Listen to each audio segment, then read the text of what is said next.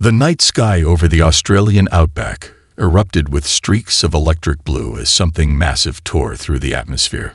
Rancher Damon Cooper dropped his fence repair tools and stared upward, mouth agape. The object, clearly artificial and impossibly large, descended in a controlled but unstable pattern, trailing plumes of iridescent vapor. "Mary," he shouted toward the farmhouse, "you better come see this." By dawn, the Australian Defence Force had established a perimeter around the crash site. The vessel had carved a trench nearly 2 kilometers long through the red earth, yet remained remarkably intact. Its hull gleamed with a metallic sheen that shifted colors under the rising sun, displaying intricate patterns that no human hand could have crafted. Dr. Elena Reyes stepped from the military helicopter, squinting against the dust. At 42, she built her reputation challenging aerospace engineering orthodoxy, developing hybrid propulsion systems that her colleagues had initially dismissed as impossible. That reputation had earned her this call at 3 in the morning. "It's definitely Veshnar design," confirmed Colonel Tanaka, handing her a tablet with preliminary scans. "Matches the architecture of their diplomatic vessels, but significantly larger." The Veshnar had made contact with Earth just 4 years earlier, the third alien species to discover humanity.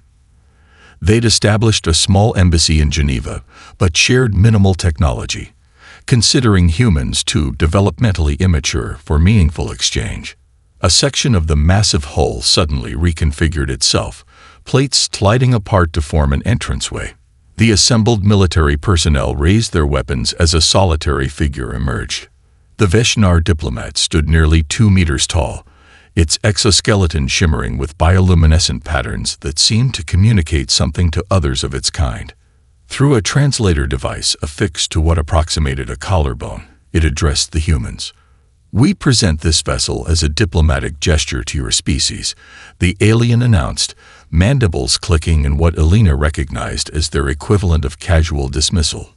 A demonstration of Veshnar technological achievement and goodwill. Elena noticed something in the alien's posture. Smugness, perhaps. She'd spent enough time observing the Veshnar embassy staff to recognize when they were being condescending. After a brief ceremony transferring ownership, mostly consisting of the diplomat pressing its appendage against various tablets, the Veshnar returned to a small shuttle that detached from the larger vessel. Before departing, it offered one final comment. "The vessel is, of course, decommissioned. The quantum displacement drive suffered catastrophic desynchronization. Weapons systems have been removed, and the Navigational Intelligence Corps experienced irreversible data corruption." As the shuttle ascended toward the stars, Colonel Tanaka muttered, "They gave us their garbage." Elena walked toward the massive ship, her mind already racing with possibilities. Maybe, or maybe they just don't see what it could become. 3 days later, she stood in the ship's cavernous main control chamber, surrounded by a hastily assembled international research team. The vessel's interior was a maze of technology, both beautiful and baffling, flowing designs that seemed to serve both function and aesthetics simultaneously. "Their report indicates the quantum drive is irreparable," said Dr. Hassan Beki, studying holographic schematics that had been grudgingly provided by the Veshnar embassy. "The navigational core is corrupted beyond recovery, and most system interfaces are non-responsive." Elena ran her hand along a console surface that seemed to ripple slightly at her touch. "They think they've given us a museum piece," she said quietly. "A gift that looks impressive, but has no practical value." Her phone chimed. Her son Miguel's school calling again. The 17-year-old's synesthesia made traditional education challenging. Perhaps this project would need to become a family affair. "Establish base camp," she told the team, her eyes bright with determination. "We're going to need at least a year to understand what we're really dealing with. The Veshnar think they've given us their trash. Let's show them how humans recycle." 6 months into the research mission, the temporary base surrounding the alien vessel hummed with frustrated activity. White modular buildings clustered around the massive ship like remora fish attached to a sleeping shark. Inside the main research dome, Dr. Elena Reyes stared at simulation results that once again showed failure. "It's like trying to run modern software on a vacuum tube computer," she muttered, rubbing her temples. The ship's systems actively rejected every human interface attempt. Teams of programmers, linguists, and engineers had worked around the clock, yet achieved only the most basic access to peripheral systems. "The Veshnar ambassador refuses our latest request for technical assistance," Dr. Hassan reported, entering with a tablet displaying the diplomatic message. "They maintain that the decommissioned vessel poses neither security risk nor scientific value worthy of additional resources." Elena fought back a retort. The International Funding Committee was meeting next week, and without progress, the Phoenix Project, named optimistically, faced shutdown. That evening, Elena returned to her quarters to find her son Miguel waiting. Since relocating to the research base, the 17-year-old had been remote schooling, struggling with an education system that viewed his synesthesia as a disability rather than a different way of processing information. "Mom, I finished that neural interface simulation you gave me," he said, excitement evident in his voice. "I found something weird in the pattern recognition algorithms." "That was just busy work, Miguel," Elena admitted. "The real interfaces are much more complex." "Can I see them?" he asked. "Please, I've been stuck in this room for months." Against protocol, Elena brought Miguel to the command center during the night shift. She expected him to be impressed by the technology. Instead, he became transfixed by the dormant alien console. "You're all treating these wrong," he said after watching the technician's latest attempt. "They're not buttons or keyboards." "What do you mean?" Elena asked, curiosity piqued by her son's tone. Miguel approached the main console, his hands hovering above its surface. "The patterns pulse like music, like that VR orchestra game I play. It's not about pressing the right spot, but creating the right sequence." "Miguel, don't touch that." Elena started, but fell silent as her son placed his hands on the alien interface and closed his eyes. The teen's fingers moved in rhythmic patterns across the surface. To everyone's astonishment, dormant screens suddenly illuminated, displaying flowing symbols in cascading patterns. "How did you?" whispered a wide-eyed technician. "The colors feel like sound," Miguel explained, his synesthesia allowing him to perceive patterns that trained scientists had missed. "The interface expects conversations, not commands." Within days, Elena's team developed a translation matrix based on Miguel's insights. The breakthrough revealed that the ship's control systems operated on principles similar to neural networks rather than traditional computing, responding to pattern recognition rather than direct input. As limited access to ship systems became possible, they discovered vast chambers behind previously sealed bulkheads, manufacturing facilities capable of producing virtually any component, resource processors that could break down and reconfigure raw materials at the molecular level. Most valuable of all, a database containing scientific knowledge the Veshnar considered outdated, but that outstripped Earth technology by centuries. "They really thought this was junk," Dr. Hassan said, examining a material fabrication system. "Because a few key systems failed, they considered the entire vessel worthless." Elena watched her son working with the interface, his unique neurological condition allowing him to communicate with alien systems in ways no one had thought possible. "The Veshnar are specialists," she realized. "They see things in isolation. If one component fails, the whole is compromised. But humans, we adapt," Miguel finished, looking up from the console with a grin. "And I have an idea about those crystal formations everyone thinks are just decorative." "You want to bring in who?" General Morrison's face on the video call couldn't have looked more incredulous if Elena had suggested recruiting extraterrestrials. "Musicians, automotive mechanics, game designers, sculptors," Dr. Rice repeated, standing her ground in the conference room. "And I want unrestricted access for them. This is the most significant technological acquisition in human history," protested Dr. Chambers from MIT. not some art project or garage workshop. Elena pulled up Miguel's analysis of the ship's crystal formations on the main screen. 6 months of traditional approaches yielded minimal results. 1 week of unconventional thinking has given us access to 20% of ship systems. She leaned forward. The Veshnar think in rigid categories. We need people who don't. 3 days later, Elena watched as a bizarre assortment of civilian specialists were escorted through security. Hana Yoshida, a video game environment designer who created award-winning virtual worlds. Robert Jackson, a classic car mechanic with 30 years of experience modifying engines never designed to work together. Dr. Leyland Dor, an ethnomusicologist specializing in vibrational communication methods. Dozens more, each expert in fields seemingly unrelated to spaceship engineering. The team christened the vessel Phoenix in a small ceremony, complete with champagne broken against the hull, a ritual that puzzled the Veshnar observers. The atmospheric recyclers are killing me, complained Dr. Chen, the environmental systems specialist. They're operating at 30% efficiency and I can't figure out why. Robert Jackson, examining the mechanisms with experienced hands, laughed. Because you're running them like they're supposed to be run. Look at this. It's basically a catalytic converter on steroids. He pointed to intake vents. They designed this assuming a specific atmospheric composition. Earth's air is different. We need to recalibrate the entire intake sequence. Within days, the recyclers were operating at 90% efficiency, and Jackson had figured out how to modify them to process industrial pollutants as well. Similar breakthroughs occurred throughout the ship. Dr. Endor discovered that the crystalline structures Miguel had identified responded to specific harmonic frequencies, storing and transferring energy when stimulated properly. Hana Yoshida recognized that the navigation systems operated on spatial recognition principles similar to VR environments, allowing her to create new mapping protocols.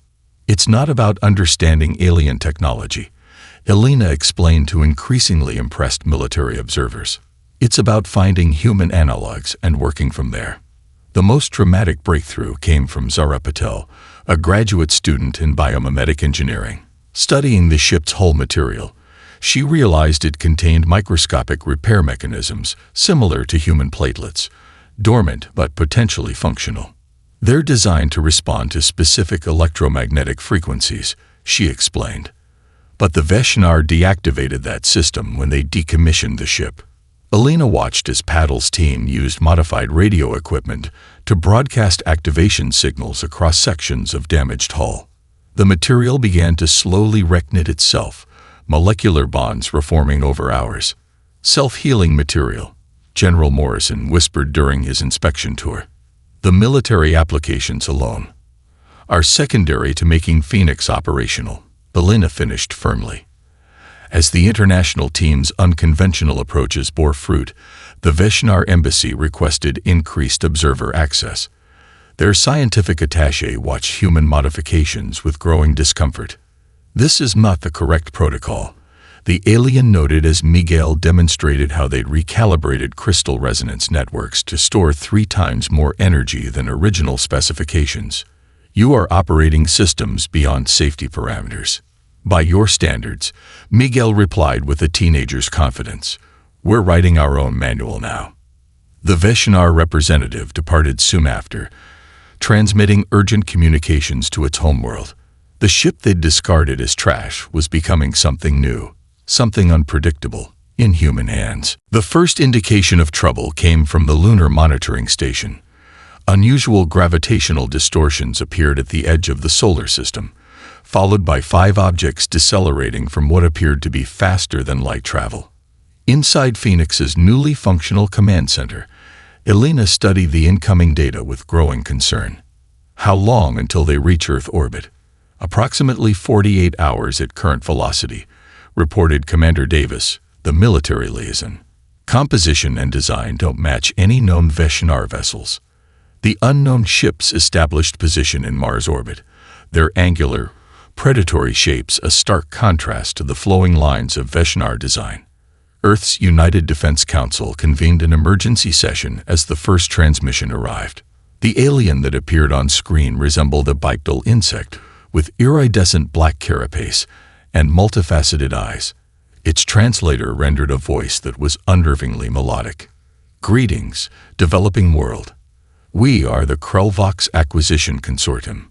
We seek resource rights to your uninhabited worlds in exchange for protection services." Elena, invited to the council as Phoenix project lead, immediately recognized the implied threat.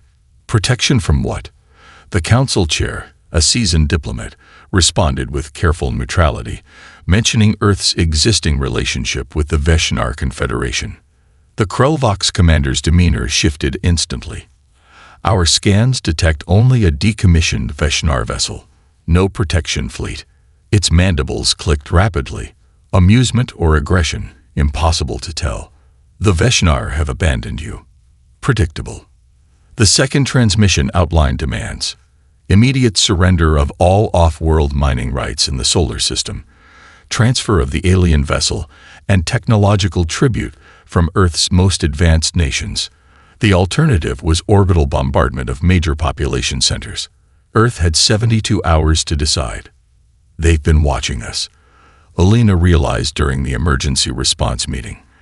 "They detected the energy signatures from our modifications to Phoenix."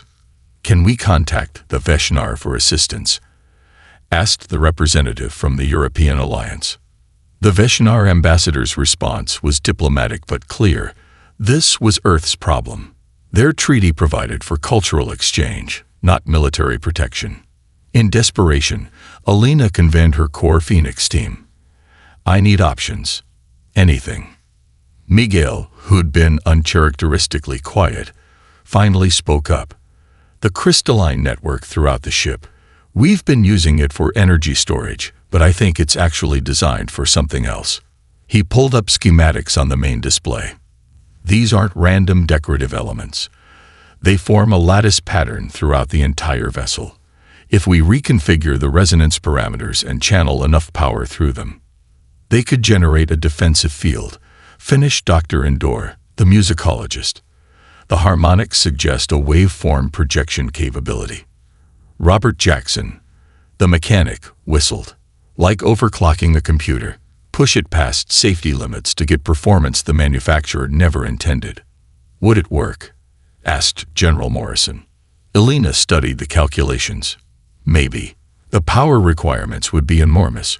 We'd need to tap into multiple power grids just to generate the initial surge.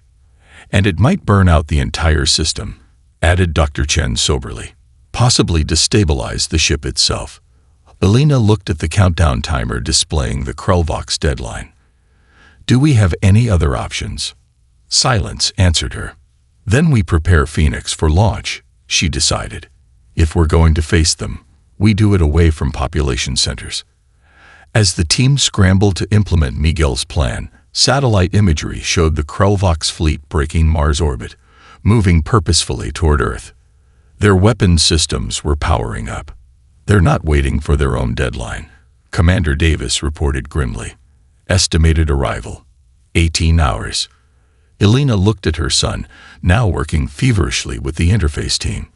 "Then we have 18 hours to make this decommissioned museum piece into a defensive weapon." Phoenix rose unsteadily from the Australian desert, dust swirling in massive clouds beneath its kilometer-long hull. The improvised thrusters, hybrid systems combining Veshnar technology with Earth rocket science, strained against the enormous mass of the vessel. Inside the hastily assembled command center, warning signals flashed across displays as systems operated far beyond their intended parameters. "Structural integrity at 62%, reported Dr. Chen, monitoring hull sensors. "The self-healing systems are keeping up, but barely." Elena gripped the edge of the command console, watching as her son worked with military tacticians to finalize the defensive algorithm. Miguel's fingers danced across the alien interface, his synesthesia allowing him to process the complex patterns of the ship's control language.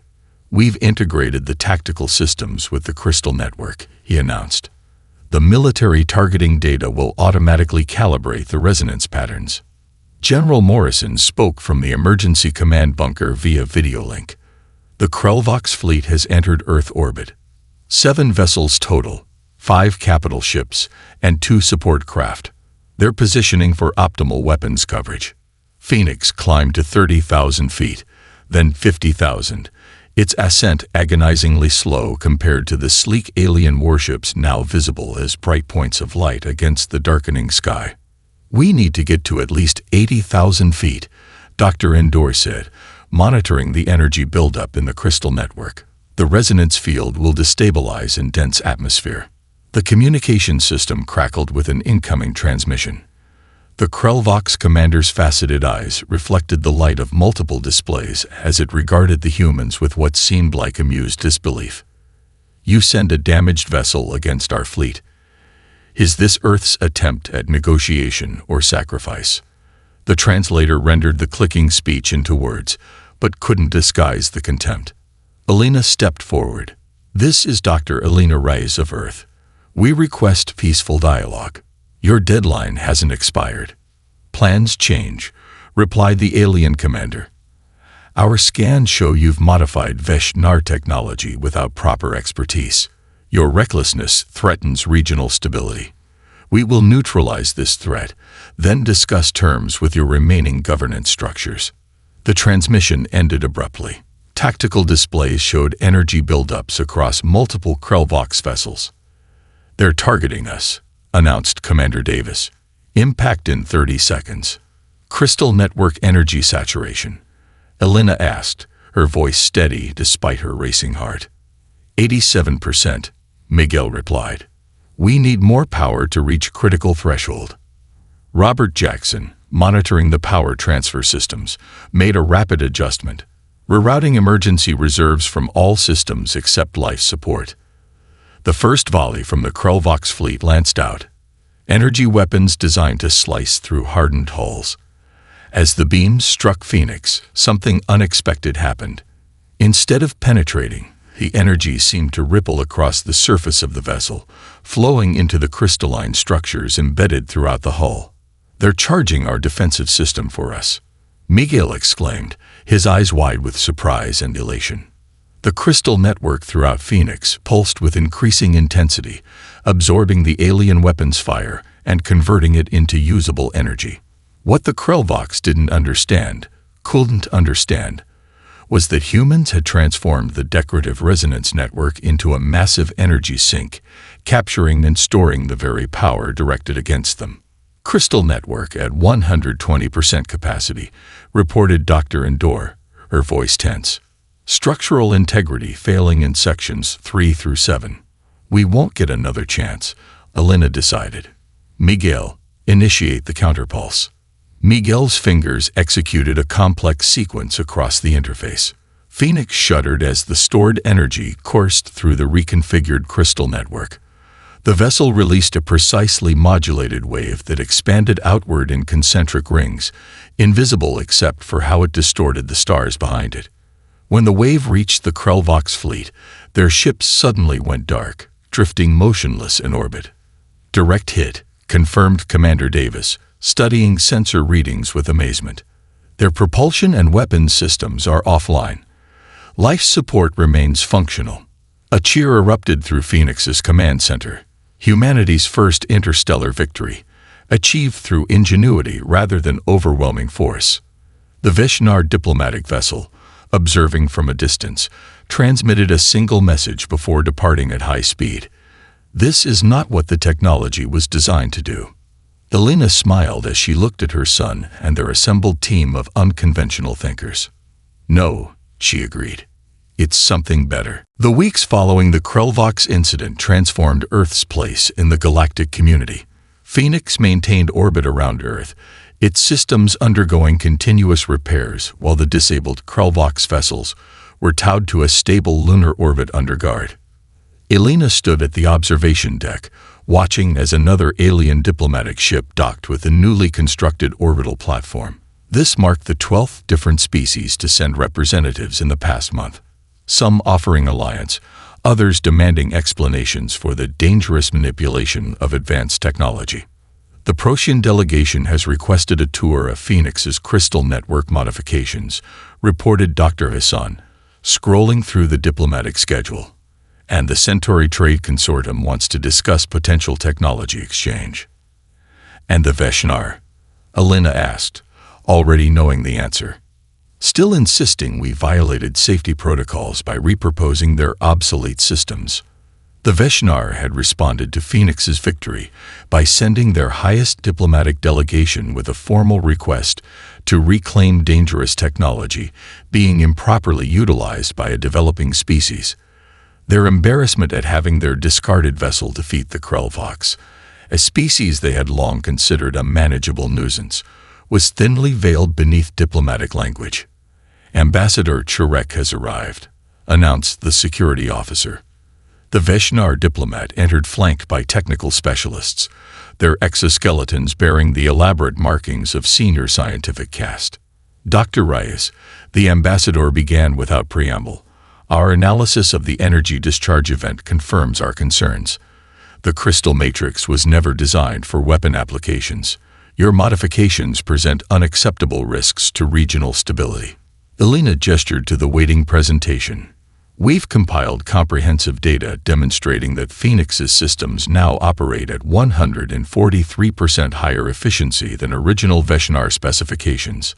The crystal network isn't a weapon. It's an adaptive defense system that neutralized a threat without causing casualties.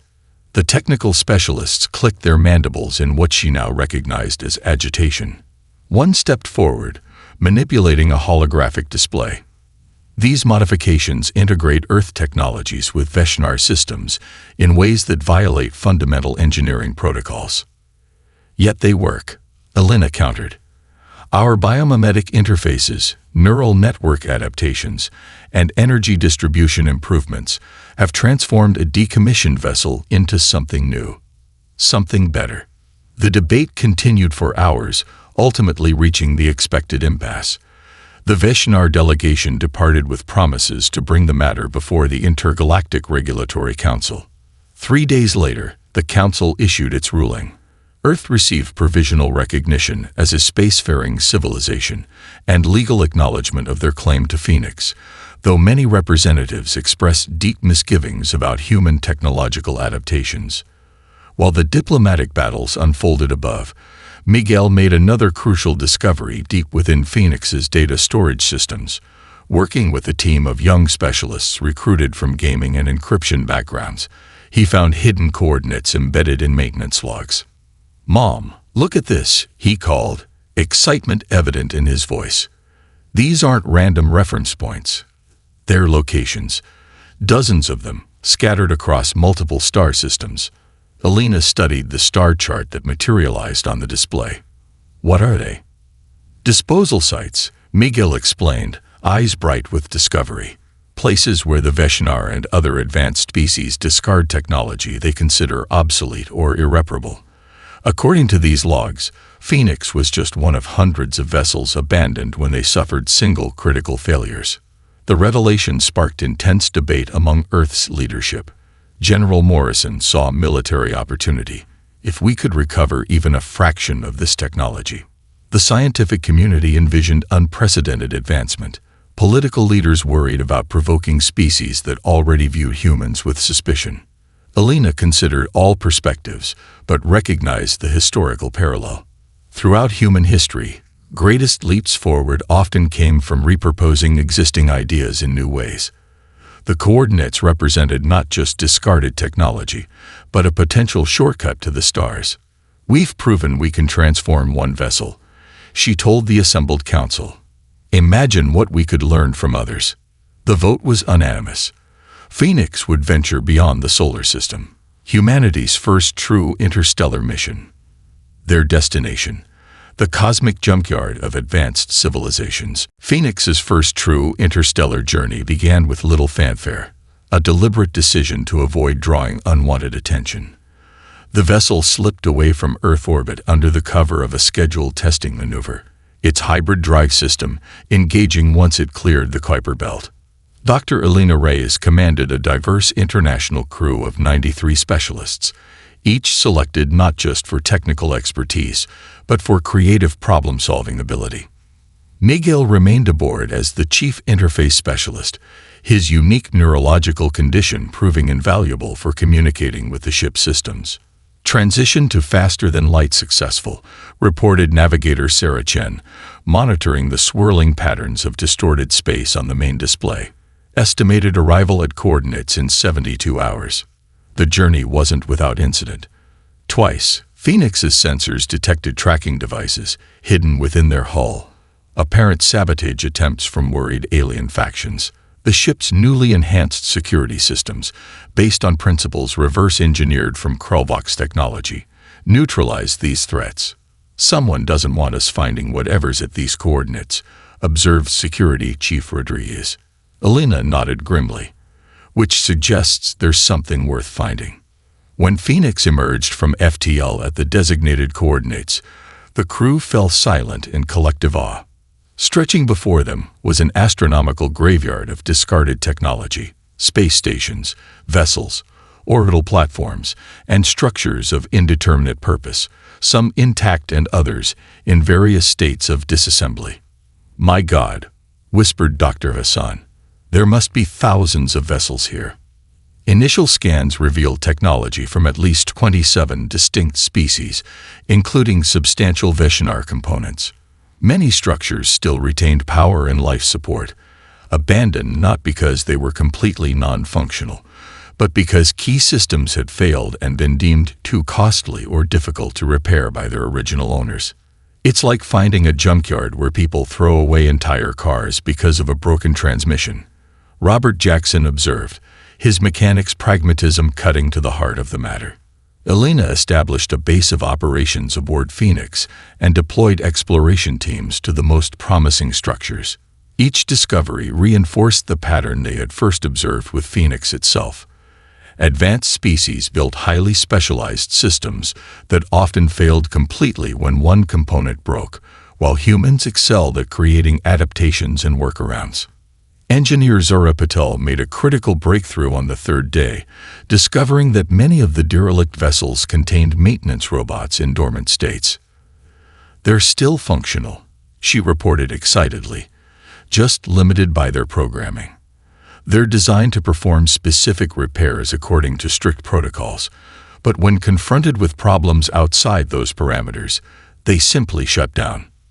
Miguel, working with the robotics team, developed an interface that allowed human operators to override these limitations. Soon, swarms of reprogrammed maintenance bots began salvaging components from multiple vessels, bringing them back to Phoenix for analysis and integration. These robots never considered cannibalizing other ships for parts, Miguel explained during a progress briefing. Each was programmed to maintain its own vessel according to manufacturer specifications, with no capacity for improvisation. Over 3 months, the teams cataloged thousands of vessels, documented their technologies, and salvaged enough compatible components to construct 5 additional vessels using Phoenix as a template. Each incorporated technology from different species, creating hybrid ships superior to any single species design. The operation proceeded smoothly until the arrival of a Veshinar patrol vessel, its distinctive silhouette appearing at the edge of the debris field without warning. "They found us," Elena announced calmly to her officers. "Continue operations according to plan." The Veshinar observers, expecting to find primitive scavengers haphazardly collecting scraps, instead witnessed humans directing maintenance robots to perform complex repairs the Veshinar had programmed them to ignore. Simple fixes that the hyper-specialized aliens had never considered worth implementing. "What are they doing to those maintenance units?" asked the Veshinar commander, watching robots perform tasks far outside their original programming. "They're teaching them," replied the science officer, mandibles clicking in distress. "Teaching machines." The patrol departed quickly, transmitting urgent messages to their homeworld about the unpredictable evolution of human innovation. Behind them, the first of humanity's new hybrid starships activated its systems, ready to join Phoenix for the journey home. 5 years after Phoenix crash-landed in the Australian outback, Earth had transformed beyond recognition. The original useless Starship now served as the flagship of humanity's first interstellar fleet. 6 vessels constructed from salvaged alien technology orbited the planet, each representing a different synthesis of ideas and innovations. The Phoenix Station, a massive orbital platform built using techniques reverse-engineered from the debris field discoveries, hosted representatives from 23 spacefaring civilizations. Some came to trade, others to study, and a few simply to observe the unexpected emergence of humans onto the galactic stage. Elena stood at the panoramic viewport of the station's diplomatic sector, watching Earth rotate serenely below. The integration of salvaged alien science with human ingenuity had accelerated development across all fields. Environmental restoration projects reversed centuries of damage within decades. Medical breakthroughs extended human lifespans and cured formerly intractable diseases. Poverty, once considered inevitable, retreated before new manufacturing and resource technologies. "The Veshnar delegation has arrived," announced Miguel, now 32, and heading Earth's Institute for Technological Integration. No longer the awkward teenager who had first communicated with alien systems, he had grown into a confident leader, his once stigmatized synesthesia now recognized as a valuable cognitive advantage. The Veshnar ambassador entered, accompanied by a group of young engineers, a significant departure from previous delegations dominated by senior scientific caste members. "Dr. Reyes," the ambassador greeted her, the translator rendering a tone of cautious respect. "My technical team requests permission to observe your adaptive interface methodologies. Our Central Science Authority has reconsidered certain positions regarding cross-application technologies." Elena suppressed a smile. The Veshnar, who once considered humans barely worth acknowledging, now sent their brightest minds to study the human approach to technology. "Of course," she replied graciously. "Miguel will arrange full access to our education modules." Later that day, Elena prepared for her address to the assembled delegates of the interstellar community. After the Krulvox incident and the successful salvage mission, Earth had received full recognition as a spacefaring civilization, no longer provisional or limited. Standing before representatives of 27 species, their physiologies and technologies diverse beyond imagination, Elena felt the weight of the moment. These beings had traveled among the stars, while humans were still developing agriculture, yet now they listened with attentive respect. "The greatest technologies are not those that perform one function perfectly," she began, the translation systems conveying her words across a spectrum of communication methods, "but those that can be adapted to serve many purposes, where specialized evolution created technologies designed for specific applications. Human evolution rewarded flexibility and creative repurposing." She gestured to the display showing Earth's newly completed interstellar vessels, each a unique hybrid of multiple alien technologies combined with human innovations. Tomorrow, they would depart on humanity's first colonization mission to nearby star systems. "There are no obsolete tools, only obsolete thinking," she continued, the phrase resonating across translated channels. "When we first received Phoenix, many considered it a gesture of condescension, an outdated vessel gifted to a developing world. Instead, it became the foundation of a technological renaissance." Miguel joined her at the podium as she concluded, together symbolizing the bridge between generations, those who first reached for the stars, and those born knowing that humanity belonged among them. The fleet departed the following day, venturing beyond the solar system not as explorers but as settlers. The ships that aliens had discarded as trash had become the vessels of humanity's golden age, proving that sometimes the greatest strength lies not in creating something new, but in seeing the hidden potential in what already exists. As Phoenix led the fleet into the depths of space, its crystal matrix pulsing with energy never envisioned by its creators, it carried humanity's greatest gift to the universe: the ability to see potential where others saw only limitations, to create connections where others saw only separate systems, and to build futures from what others had abandoned to the past.